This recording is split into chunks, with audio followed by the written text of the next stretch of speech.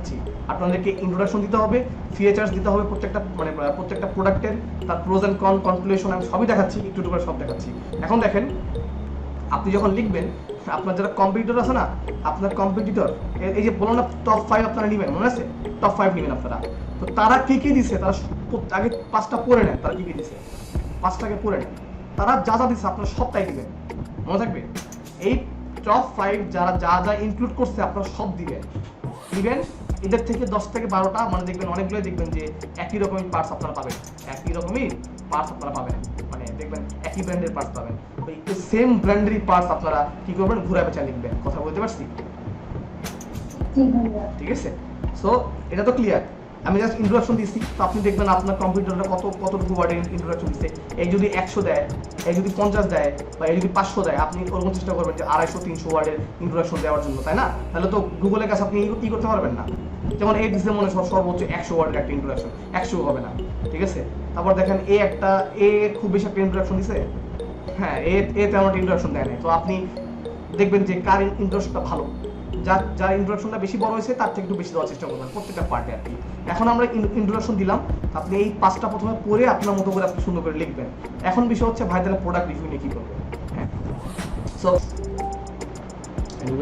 So আমি যে বলছিলাম সেটা হচ্ছে দেখেন ওরা ম্যাক্সিমামই আপনারা দেখবেন same kind of product use করে। তো 5টা পড়ার পরে দেখবেন আপনারা এখান থেকে মিনিমাম অনেকগুলো প্রোডাক্টই হচ্ছে আপনারা পেয়ে যাবেন। দেখেন এখানে কি আছে, এটা লিখছে ট্রাভেল অন অ্যান্টি থেফট, দেখবেন এরাও একই প্রকারই ইউজ করছে, দেখেন মোটামুটি একই ইউজ করে সাধারণত, খেয়াল করে দেখছি।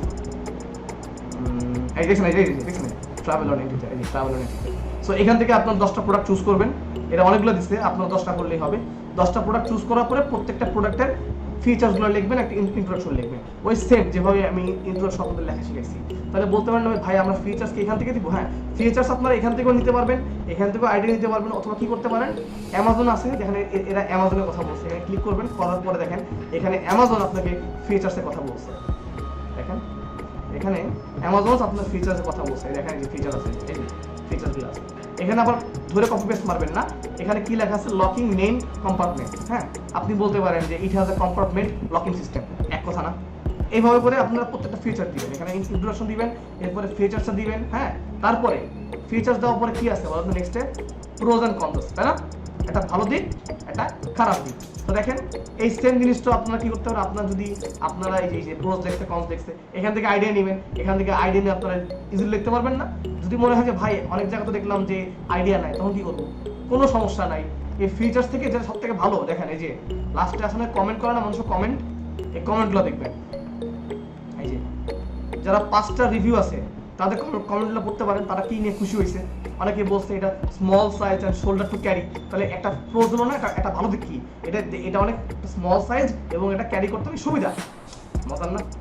তারপরে আপনি যদি কনস বলেন, মানে খারাপ দিক কোনটা, এই ওয়ান স্টার রিভিউতে ক্লিক করেন, দেখবেন মানুষের কমপ্লেন আছে। কি কমপ্লেন?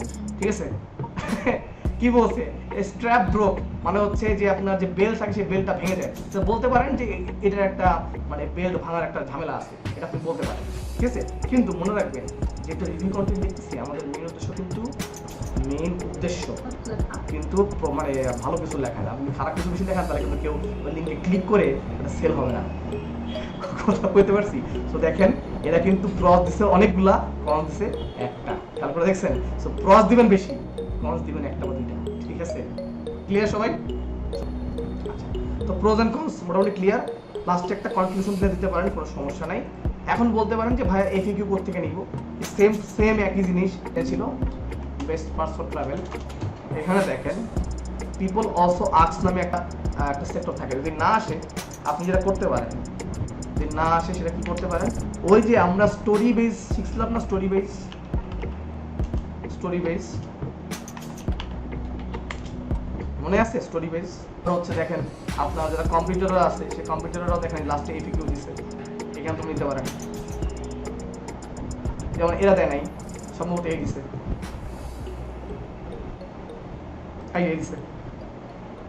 একটা দিছে মনে হয়, একটা দিছে what to look for travel in part, না যে একটা এফএকিউ দিছে। দেখি একই দিছে, দেখি এই দিছে যে what should I do if my purse is stolen, listen এই যে দিছে what should I carry my passport in my purse, action দিছে, এই তিনটা দিছে।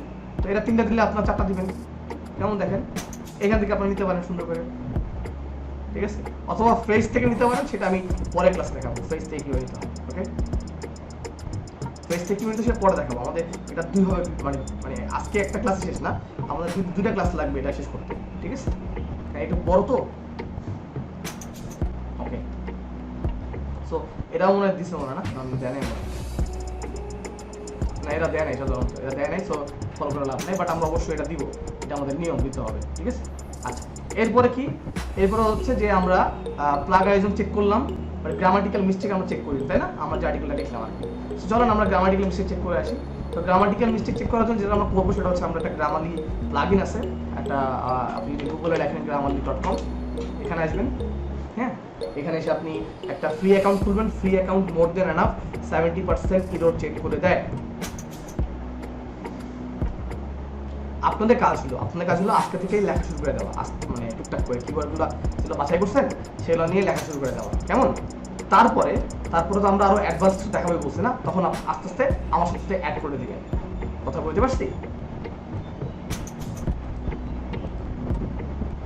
এই যে গ্রামারলিতে আসবেন, আসার পরে নিউ একটা ডকুমেন্ট নেবেন, আপনার চাইলে এখানেও লিখতে পারেন, সমস্যা নেই, বাট আমি যে অ্যাকাউন্ট দিব সেই অ্যাকাউন্টে যদি লেখেন তাহলে আর্টিকেল চুরি হয়ে যাবে, কারণ ওটা হচ্ছে গণ অ্যাকাউন্ট। তো নিজের পার্সোনাল অ্যাকাউন্ট ছাড়া অন্য কোথাও এই কাজ করবেন না, ঠিক আছে। দেখেন এই যে আমার আর্টিকেলটা আমি দিলাম, সো গ্রামারলি দেখেন অনেক লাল লাল লাল দিয়ে ভরে ফেলছে, বলছে তোমার ট্রাভেলিং বানান ভুল, হ্যাঁ তুমি ইনসাইড বানান ভুল করছো, ট্রাভেলিং বানান ভুল করছো, সো এর পর একটা স্পেস হবে সম্ভব, দেখেন হ্যাঁ স্পেস হবে, তারপরে যে বেস্ট হবে, ট্রাভেলিং বানান আবার ভুল করছি আমি, একটা স্পেস হওয়ার কথা, হ্যাঁ মুখস্থ হয়ে গেছে। অ্যান্ড পিসিএস বানান ভেরি পিসিএস রিভিউস, এই যে এটা দিয়ে আমরা ট্রাভেলিং বানান ঠিক করে দেই, দেন ট্রাভেলিং দেই, তারপরে ঠিকঠাক করে ফেলাই, ওন হবে না বলছে, নাইস ইজি, আর্টিকেলটা কমা হবে, নাইস, ঠিক আছে। তারপরে বলছে যে এখানে মানে এখানে 5টা জায়গায় অন্য কিছু আমরা দিতে পারি, এই যেগুলো প্রিমিয়ামে দেখায়, হ্যাঁ পিসিসি জায়গায় অন্য কিছু দিতে পারি আমরা, আমাদেরকে বলছে এই যে প্রিপোজিশন ঠিকঠাক করে দিচ্ছে, সুন্দর না, আচ্ছা সমস্যা নেই। তাহলে আমাদের গ্রামাটিক্যাল মোটামুটি ঠিক করে গেল। এখন দেখেন আমাদের স্কোর আসছে কত, 85, হ্যাঁ, তো 80-র উপরে স্কোর নিলে ভালো, হ্যাঁ, আমি সাধারণত বলি 90 উপর থাকে অনেক ভালো, 90 উপর থাকলে ভালো হয়। এখন আমরা যেটা করবো, হেমিংওয়ে অ্যাপ আসবো, এখানে আসার পরে আমরা রিড অ্যাবিলিটি টেস্ট করবো। কি টেস্ট করবো? Readability test. রিডেবিলিটি টেস্ট মানে হচ্ছে যে আপনি যে আর্টিকেলটা লিখলেন, যে আর্টিকেলটা আসলে মানুষ পড়তে পারবে কিনা, বা দাঁত ভাঙা হয়ে গেল কিনা যে মানুষ পড়তে মানে পারবো না, আর তুমি করবো না, একেবারে সহজ ভাষায় রাখবো। তো সাধারণত 9-এর নিচে গ্রেড রাখতো। ওই যে দেখেন কি লেখা আছে, যে একটা লাল হয়ে আসছে, sentence is very hard to read, কথা বলতে পারছি, হ্যাঁ। এখন দেখেন গ্রেড কত নামছে, 7-এ। হ্যাঁ, এখানে একটা ফুল স্টপ মানে ফুল স্টপের উপরে একটা স্পেস দিই নাই, তাই মনে হচ্ছে এরকম, সমস্যা নাই। দেখেন আর্টিকেলটা আমি সুন্দর লিখছি এবং এটা গ্রেড 9-এর নিচে আছে, এরকম গ্রেড 9-এর নিচে রাখার চেষ্টা করবেন, হ্যাঁ, তাহলে আপনার আর্টিকেলটা সুন্দর হবে, মানুষ পড়তে পারবে, সহজলভ্য হবে এবং গুগল খুব পছন্দ করে এটা, ক্লিয়ার।